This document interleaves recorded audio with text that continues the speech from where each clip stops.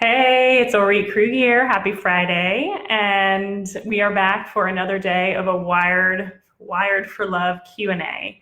So today's questions are focused on how to release trauma the right way. So I got a few questions on this, and today I'm going to answer them for you. Let's get to it. Question number one. When I was younger, I was a kickboxing and boxing competitor. My fight response is my nervous system dominant response. Later in life, I sometimes hit the bag in the gym. I thought of the thing that angered me and hit it.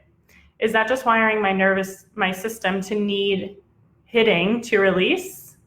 Also, if not feeling the rage at the time, but choosing to hit the bags for fitness, will that still be discharging leftover fight energy and possibly be helpful? Awesome question. All right, so I think the important distinction here is between anger and rage. So in your question, you use the words anger and rage interchangeably, and there's actually a huge difference between the two. So just looking at my notes here. All right, so as we know, anger is a normal, healthy emotion that we all need to feel and we all need to express. And when we talk about rage, that is an emotion of anger still, but when our nervous system is out of regulation and dysregulated. So if you have been training your body to hit the bag whenever you have felt rage, whenever your nervous system was dysregulated, then yes, you have wired your nervous system and your physical body actually to need that strenuous release in order to come back to a state of calm. So this is the same concept for anyone who's struggling with yelling, feeling that desire and actually impulse to physically attack, to verbally attack over text message.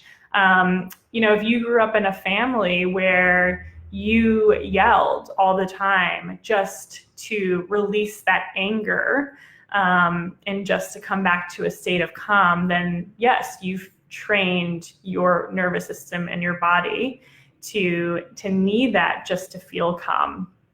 So when you've trained your physical body to do that same action over and over again, when you're angry, then you're going to just need it again. So the difference here is, if your second question was about, is it still helpful to do it even when I'm not angry, I'm just hitting the bags. So same thing. If my partner doesn't call me back, if my partner doesn't respond to my messages, or even if they do, and I have this impulse to yell or whatever, that's a pretty good sign that that's just an automatic response for you. So if you hit the bags just for fun, there's a really fine line there. So we want to teach our bodies and our nervous system to feel anger and express it, right? Because that's normal. But there's a fine line. So if we can stay in mobilization, like in that fight response without the fear, that's healthy. If you're hitting the bags, if you're yelling, if you're doing, let's say, a really fiery chanting experiential and you're getting in touch with your anger and you're still regulated, then that's great. You're teaching your nervous system, or rather you're experiencing within your nervous system mobilization without the fear. If you go over that fine line, then you're bringing your body into a state of mobilization with the fear. Now, I'm not sure if I said that right the first time. So if you're expressing anger without going to fear response, it's mobilization without fear. If you are doing a fiery chanting exercise and you're staying regulated, that's good. If you're going over that line and your nervous system is getting dysregulated, then it defeats the purpose of the entire thing, because you perpetuate that cycle and that need to have that strenuous fight response That's the line that you cross just to come back to a state of calm. So this is something that's like, if you're already doing it, you're already doing it, but I really caution you to like maybe not do it until you are absolutely sure that your nervous system is staying regulated. And if you want to learn more about how to healthily release anger, so how to train your nervous system to express and feel that normal, healthy emotion of anger in a regulated state, so that you don't need it, but you just are doing it because it feels power and it feels powerful and it helps you step into your power and assert your needs to your partner, then I suggest you come to my free Wired for Love training.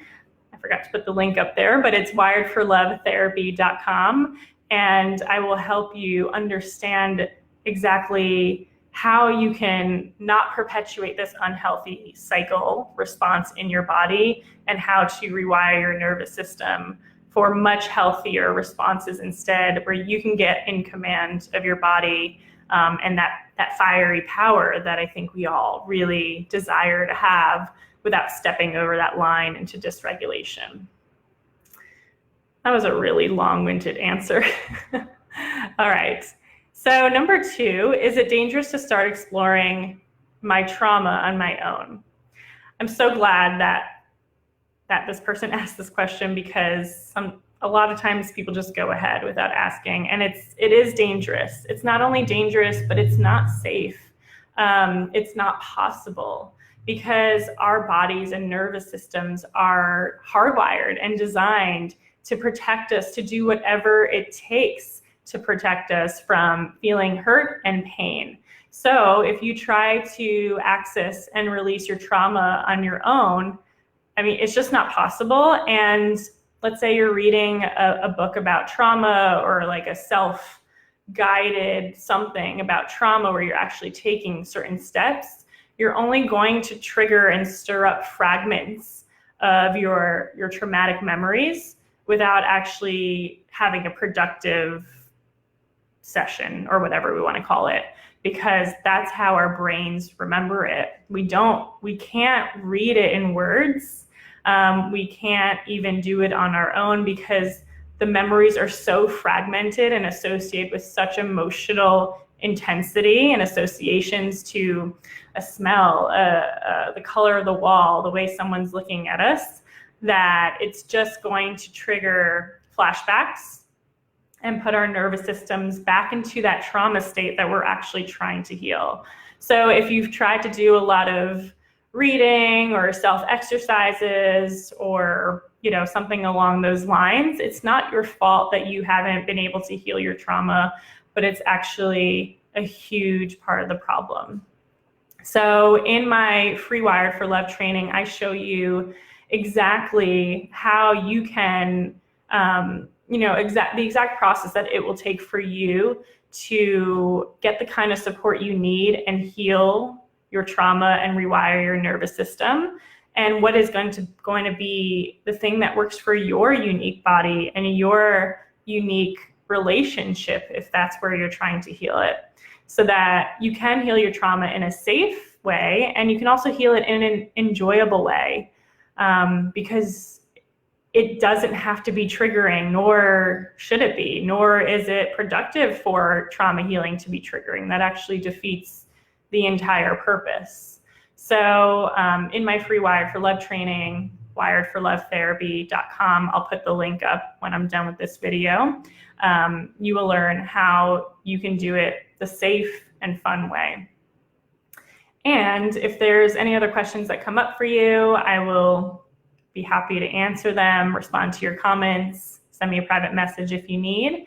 But really, you will find so much amazing, valuable information in the training. It's a three-part video series that comes right to your inbox, along with a workbook, so you can apply everything that you're learning directly to your situation, your relationship, your family, etc.